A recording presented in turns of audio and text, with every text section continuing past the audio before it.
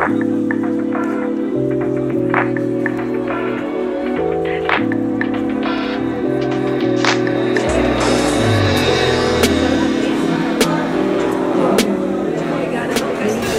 na realidade, agora essa semana nós completamos 2 meses do lançamento do livro, que foi no 8 de março.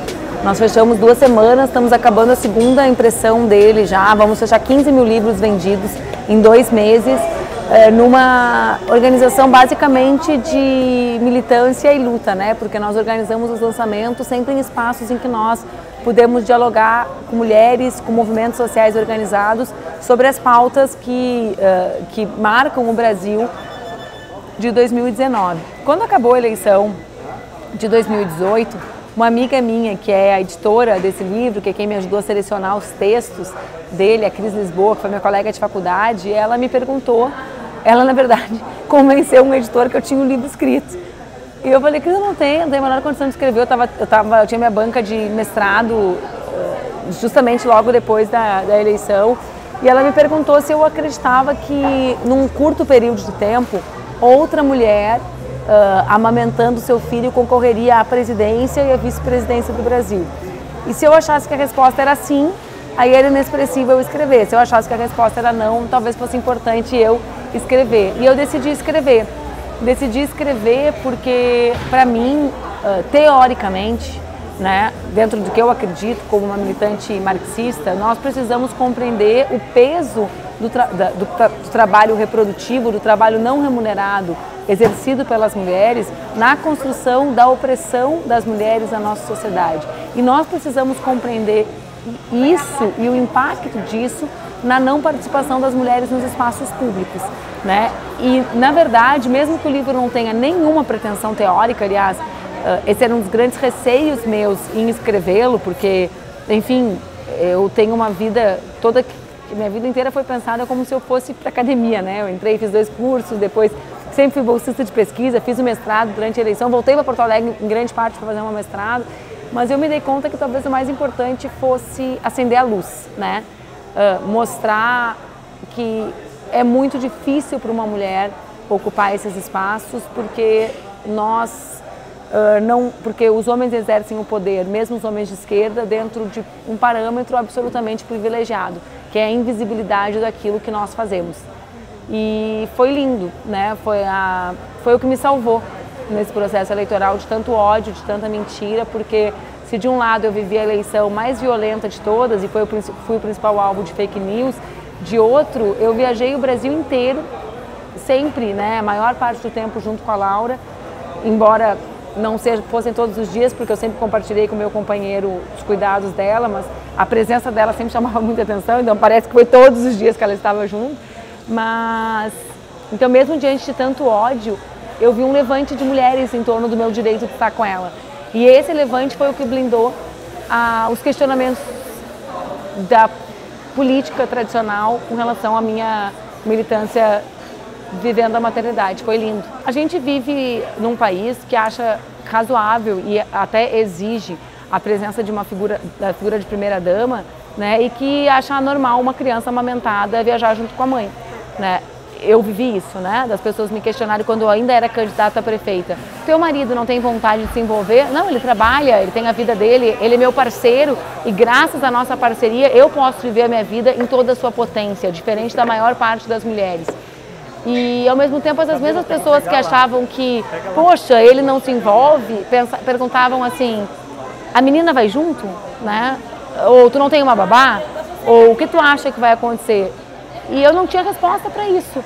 Mas a maternidade foi o meu espaço de vivência e de busca de viver a vida da forma mais coerente com o que eu acredito. Então, não terceirizando cuidados, né? A Laura vai para a creche desde um ano e meio, mas além da creche eu decidi não terceirizar, ou seja, não tinha uma babá que andava comigo, porque isso não traria à tona a invisibilidade do trabalho das mães e dos pais, né? Eu decidi, eu só tinha 2 caminhos, na verdade, quando o PCdoB me perguntou se eu aceitaria concorrer à presidência ou não, que foi a minha conversa com o PCdoB lá atrás, em novembro de 2017, que era não aceitar ou construir um caminho com a Laura. né? Nunca eu pensei que eu podia reproduzir essa lógica de exercício de poder masculino. Por quê? Porque quando nós falamos no poder, nós estamos falando de uma lógica marcada por privilégios. O privilégio não é só ser um homem branco. O privilégio é ser um homem branco que utiliza do trabalho invisível das mulheres.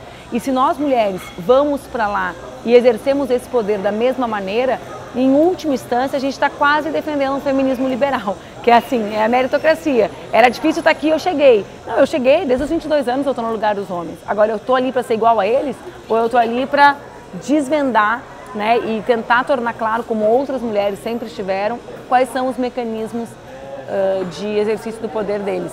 As pessoas no Brasil, elas, em outros países é um pouco diferente, mas aqui no Brasil é muito forte, tratam as crianças como seres inaptos. Então as crianças não são cidadãos. Então existe uma espécie, existe assunto de adulto e assunto de criança, não existe assunto de adulto e assunto de criança. Exceto sexo, bebidas alcoólicas, coisas que nós pactuamos, que podem ser feitas conscientemente por maiores de idade, todos os assuntos são de todo mundo, né? Então a saúde, a doença, a morte, a vida, o que interessa é a forma como tu vai conversar com alguém que está em outra etapa do desenvolvimento da sua vida.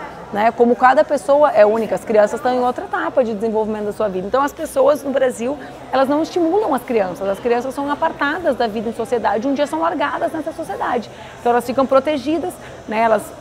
Esses dias eu fui almoçar num lugar, isso é conversa de adulto. Eu falei, pô, não tem nenhuma conversa de adulto aqui, né? A comida de adulto de criança, minha filha nunca teve comida para ela especial, né? Ela come o que eu como, se ela tinha restrição eu me adaptava à restrição dela, como assim? Tem uma comida para cada um, né? E então as crianças não são bem-vindas porque existe um pacto, e o fundo disso é até a psicanálise que explica, a ideia de que existe alguém maior que tu, né? O maior na infância é físico e pro resto da vida a gente carrega isso com a ideia de que existe um superior hierárquico a ti. Não existe, ninguém é maior que ninguém, assim como ninguém é menor que ninguém, mas a nossa cultura coloca as crianças nesse lugar. E aí a gente vê países com alto índice de desenvolvimento científico, tecnológico, humano, e vê a forma, seja por qualquer aspecto, o tempo de licença dos pais e das mães, a jornada de trabalho, porque isso impacta em tudo. Isso impacta em jornada de trabalho, isso impacta na ideia de previdência, isso impacta nos serviços públicos, né? Porque se tem menos escola e as mulheres, no nosso caso, não vão ao trabalho, nos lugares que tem mais rede de assistência às crianças, as mulheres são mais emancipadas, né? E existe mais igualdade, então e as mulheres contribuem mais para a economia, portanto. Então, assim, eu vivi todas as coisas, porque todo mundo achava que nenhum lugar era de criança, né? Eu não sei, lugar de criança é só se tiver brinquedo colorido de plástico no Brasil, né? Então, assim, aqui não é um lugar de criança. Por que não é um lugar de criança, né? A minha filha sabe que a comida vem da terra desde sempre, ela vai desde que ela nasceu na feira comigo. Feira é lugar de criança? Quem disse que é o que não é, né? Então, eu acho que a gente acaba criando um ambiente de não estímulo, de não cidadania para as crianças. Isso tem um impacto grande no desenvolvimento delas e no desenvolvimento do nosso país. Seria completamente diferente, né? Primeiro porque a gente tem um sonho e eles constroem um pesadelo, né? A gente tem um sonho de um Brasil. Hoje de manhã eu me acordei e vi a foto de um trabalho de um artista plástico turco, que eu gosto muito, que ele faz montagens de fotografias. E ele publicou uma imagem que é um pai com o neném no colo e metade do corpo é um pai com o bebê no colo, como eu fico com a minha filha, a outra metade é um pai na guerra com seu bebê enfaixado, bebê do mesmo tamanho, né? Então, esse é o mundo, né? É um mundo em que a minha filha tem tudo, em todos os aspectos, materiais e afetivos, e um mundo que a maior parte das crianças não tem nada. Nós somos aqueles que não nos conformamos que a minha filha tenha e que os filhos dos outros não têm. Eles são aqueles que querem que os filhos deles tenham, mesmo que da porta para fora tem uma legião de crianças sem.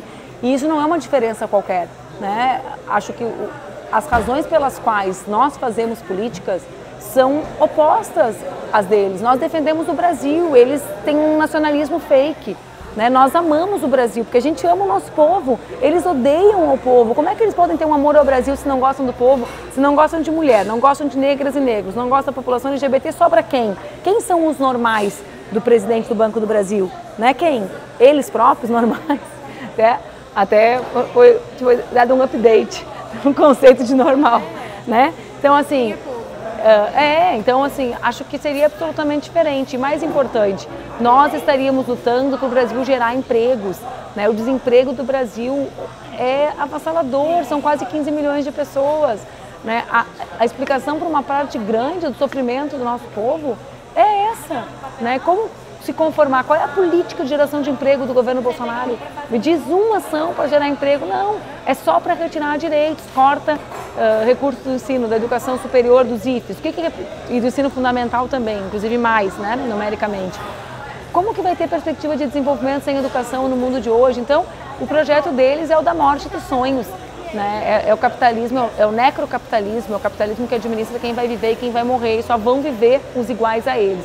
Né? Nós queremos que vivam todos e que vivam com diversidade, com liberdade e com direito, né? Com dignidade, com direitos garantidos. O significado da prisão do Lula, e eu acho que às vezes nós falamos pouco sobre isso, é muito maior do que a prisão de uma pessoa inocente. Lula é um inocente preso, mas o Brasil tem 40% de sua população carcerária sem julgamento, porque ele não é apenas mais um dos inocentes presos. Porque a prisão do Lula faz parte de um plano de prisão do Brasil, né? A não possibilidade de liberdade para o nosso país construir um caminho soberano para o seu desenvolvimento. A prisão do Lula é a prisão do Brasil aos Estados Unidos, e é esse modelo quebrado de capitalismo que eles pregam para a gente, embora desempenhem de forma absolutamente diferente dentro das suas fronteiras. A prisão do Lula é o esforço para prenderem nós com as nossas individualidades e com a nossa pluralidade. Em qual sentido? Esse é o Brasil que negocia a liberdade das mulheres, dos LGBTs, é o Brasil em que um governador de um estado sobe num helicóptero e atira em quem? Em branco da Zona Sul? Não, em negros e negras que vivem nas comunidades das favelas do Rio de Janeiro. Então, a agressividade da prisão de Lula é muito maior do que já seria, né, a prisão de um inocente e a sua condenação sem nenhuma prova. Ela é o esforço para prender o nosso projeto de um Brasil livre e soberano. Tive a possibilidade de viver esse país de muitas formas e vivê-lo de cada vez de forma mais intensa e mais apaixonante. E tenho a possibilidade de fazer minha filha também se apaixonar por esse Brasil que tem cores, que tem sabores, que tem contradições gigantescas, né? Tem os mares mais lindos do mundo e diante dos mares, pessoas dormindo na rua. Né? Esse Brasil de contrastes, que é o país mais desigual do mundo, né? É um país apaixonante. E eu realmente, assim, no saldo de gols, né, eu sinto que apesar de tanto ódio, as pessoas e a minha filha me salvaram.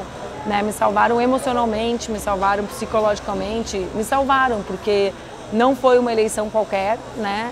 E realmente é piegas, é brega, mas a força do afeto, do amor, ela é muito mais transformadora que a do ódio, sabe? E eu vivi isso na pele e acho que sou uma testemunha disso. O amor é muito maior e acho que isso é o que nos diferencia e isso é o que pode nos mover. A ideia de que nós temos, não é amor nesse sentido, mas é a solidariedade, a empatia, de que a gente pode construir um mundo em que todas as pessoas vivam com dignidade. Essas saídas de Estado mínimo, elas não afetam iguais aos trabalhadores e às trabalhadoras. Então elas afetam a toda a sociedade, a todos os trabalhadores como classe, mas elas afetam especialmente aqueles que mais utilizam os serviços públicos. Então, numa sociedade machista como a nossa, as mulheres demandam mais a existência de creche do que os homens e abandonam mais o trabalho e são mais precarizadas, né? Tem um trabalho mais precarizado na inexistência de creche, para usar um exemplo. Assim como é a escola de tempo integral, assim como é o fato do transporte público o transporte público que leva muito tempo com o trabalho longe de casa e, portanto, o equipamento público, creche, posto de saúde, etc. Então, a diminuição do Estado e dessas políticas, ela vai prejudicar mais as mulheres. É por isso que as mulheres são as mais mobilizadas no mundo hoje, porque as saídas austeras, de austeridade para a crise econômica, prejudicam mais as mulheres. Então, por isso também que é importante que a gente supere essa visão limitada de que existe uma contradição entre a questão de classe e a questão de gênero, né? Ou o que chamam de movimento identitário e movimento dos trabalhadores.